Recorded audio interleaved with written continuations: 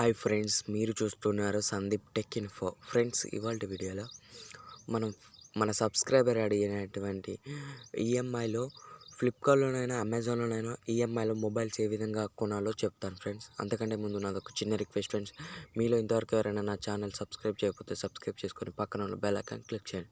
Friends, ఇక వీడియోలోకి వెళ్ళిపోదాం. వీడియోలోకి వెళ్ళిపోయే ముందు నాదొక చిన్న రిక్వెస్ట్ ఫ్రెండ్స్, మీరు వీడియో మాత్రం ఎక్కడ స్కిప్ చేయకండి ఫ్రెండ్స్. స్కిప్ చేస్తే వీడియో మాత్రం అర్థం కాదు ఫ్రెండ్స్. ఇక ఫ్లిప్కార్ట్ ఓపెన్ చేయండి. అయితే ఫ్లిప్కార్ట్ ఓపెన్ చేసాం.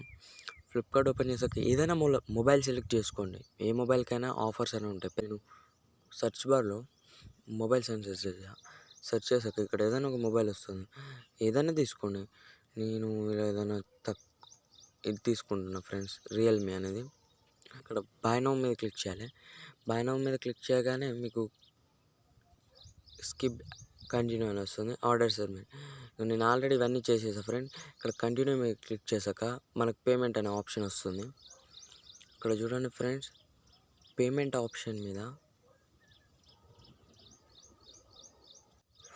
ఇక్కడ చూడండి, పేమెంట్ ఆప్షన్ మీద చూడండి, పేటిఎం ఉంది, ఫోన్పే ఉంది, యూపీఐ. ఇక్కడ ఈఎంఐ ఇన్స్టాలింగ్ దీని మీద క్లిక్ చేయండి. కంటిన్యూ మీద క్లిక్ చేయండి ఫ్రెండ్స్. కంటిన్యూ మీద క్లిక్ చేశాక ఇక్కడ మీరు ఏదైనా సెలెక్ట్ చేసుకోవచ్చు ఫ్రెండ్స్. నేనైతే ఇక నాకేం బ్యాంకర్స్ ఇట్లా లేవు ఫ్రెండ్స్, నేనైతే కట్ చేస్తున్నా. ఇప్పుడు చూడండి, యాక్సిస్ బ్యాంక్ అనుకో. కంటిన్యూ మీద క్లిక్ చేయాలి.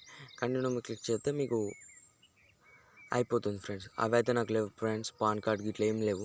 కానీ మీరు ఇక్కడ పాన్ కార్డ్ ఇచ్చి కంటిన్యూ మీద క్లిక్ చేస్తే మీకు ప్రోడక్ట్ కంటిన్యూ అవుతుంది ఫ్రెండ్.